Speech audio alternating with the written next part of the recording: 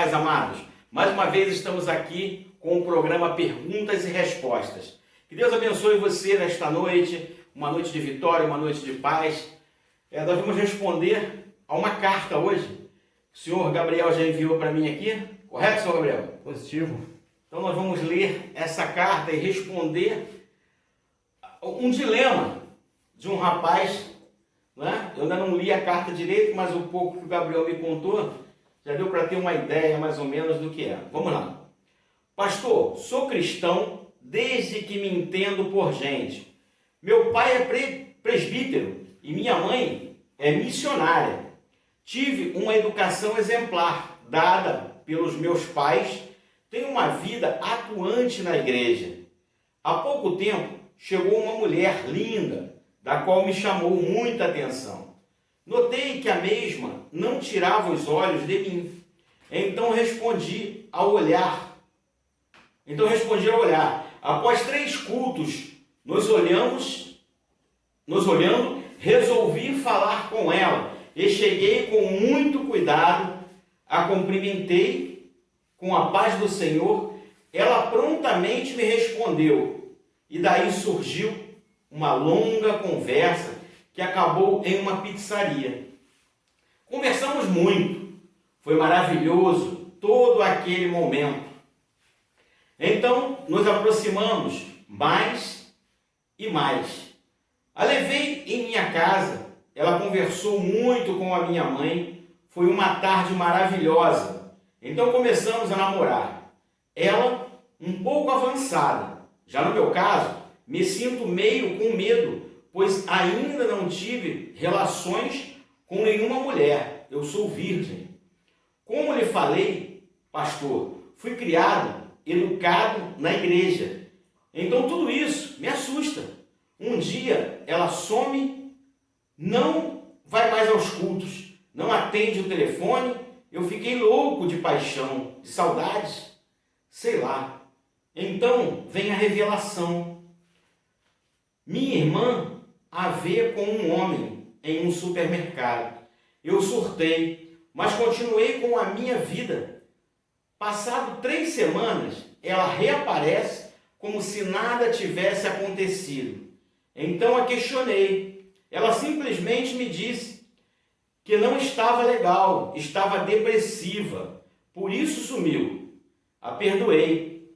Revoltamos a namorar. Então resolvi orar. E passado uns meses, vou até um shopping perto de casa. Encontro um amigo que estudamos juntos. E o mesmo foi ser piloto de avião. Ele viaja muito. Logo ele chama a esposa, que estava na fila do caixa de uma loja, e me apresenta. Adivinha quem é, pastor? É a minha namorada. Naquele momento, o chão se abriu, mas consegui manter a compostura. Voltei a viver a minha vida normal, mas a moça disse que me ama e quer ficar comigo, mas também gosta do marido. Ela tem ido aos cultos com frequência e disse que não vai desistir de mim. Me ajude, pastor, o que devo fazer? É uma história complicada, é uma história muito triste, é uma história de triângulo amoroso, principalmente porque você conhece o rapaz e principalmente porque você está sendo setado, você já atacado dentro da igreja, né? Pelo que você me passa aqui, você é um rapaz que foi criado na igreja, tem uma filosofia de vida totalmente diferente, pegou a menina, levou à sua casa, apresentou a sua intimidade para ela, ou seja, apresentou seus pais, o seu modo de viver. Ela, na verdade, quando você assume um compromisso com uma pessoa, você assume um compromisso com a família. E é muito difícil, nos dias de hoje, você se relacionar com uma pessoa assim. Por quê? Porque ela está em adultério, é uma mulher casada. E ali existe uma ação do inimigo. Ou seja, o inimigo está potencializando uma situação para criar uma desavença. E geralmente esses triângulos amorosos nunca acabam bem. Às vezes acabam até em morte. Então é preciso você ficar atento, porque você é uma boa pessoa, e sair fora, ou seja, sair da presença do mal. Entendeu? Correr fora dessa menina, conversa com seus pais, conversa com a sua mãe, Sua irmã já viu a situação.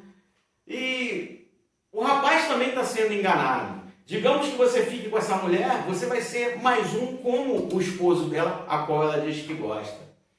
Entendeu? Pessoas assim são narcisistas, não têm coração, ou seja, são psicopatas.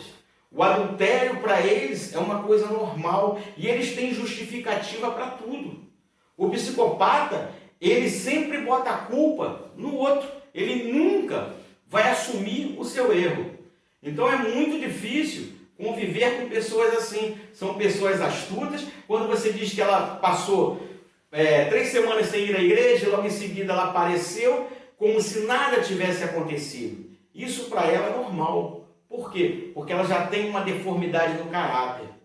Porque a pessoa, quando ela tem um caráter, ela não trai. E a Bíblia fala diversas vezes sobre traição. A Bíblia fala muitas vezes que a traição é um pecado terrível. Não é? Muitos pastores aí falam, não, Deus perdoa. Realmente Deus perdoa, mas não livra das consequências. Satanás foi destituído da glória de Deus. O maior exemplo dentro da palavra é Satanás, que traiu, né? Quis a soberba, né? Dele o fez cair. Conforme outros, Davi e outros mais. É muito fácil chegar e falar que Davi adulterou, Davi pecou e foi perdoado. Então, a Bíblia vai dizer no livro de Atos que ele foi morto, quando ele morreu, ele foi enterrado com seus pais no túmulo. Túmulo, ou seja, sepultura, significa o quê?